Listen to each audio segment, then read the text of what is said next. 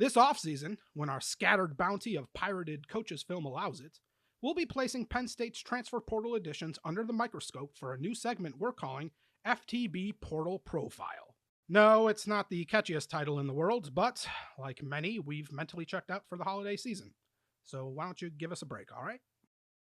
Anyway, on Wednesday, James Franklin landed the services of former North Carolina cornerback Storm Duck, a guy blessed with an admittedly cool name that Penn State Twitter somehow managed to make tiresome and hackneyed within 24 hours of his signing.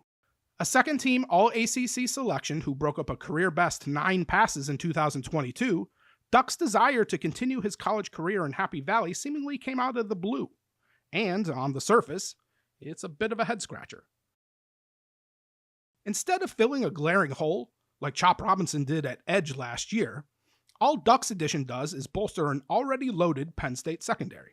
Assuming Kalen King, Johnny Dixon, and Marquise Wilson all return for the 2023 season, Duck actually might face a bit of an uphill climb to secure a starter's role by week 1, as he adjusts to the demands placed on corners and Manny Diaz's hyper-aggressive defense. And trust us, it will be an adjustment.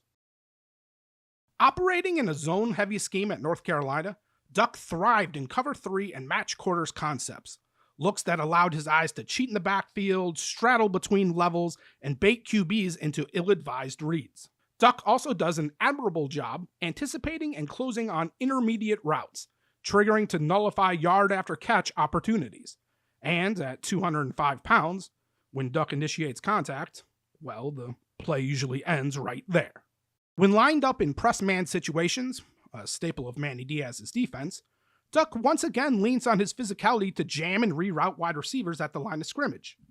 In the 4 games we scouted, Duck almost dared refs to pull out their flags, constantly testing the boundaries of what he can and what he cannot get away with.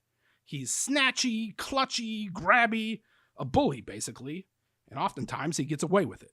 Still, despite his impressive size, strength, and stature, Duck's completion percentage allowed when targeted, and QB rating allowed when targeted, fell well short of the numbers posted by his new Penn State teammates. The reason, you ask? Well, despite being fast enough to start as a Power 5 corner, Duck lacks the elite straight-line speed, burst, and fluidity of movement needed to erase separation downfield and close distance when beaten. As you're seeing, when Duck fails to land hands on receivers at the line of scrimmage, the deficiencies in his footwork can lead to problems.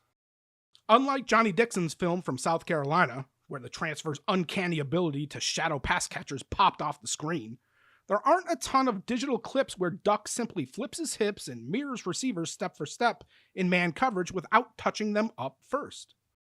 Noting that, it'll be interesting to see what approach Diaz takes with Duck, whether he stubbornly insists on jamming a square peg in a round hole, or whether the slick-haired DC tailors coverages situationally to fit Duck's many strengths.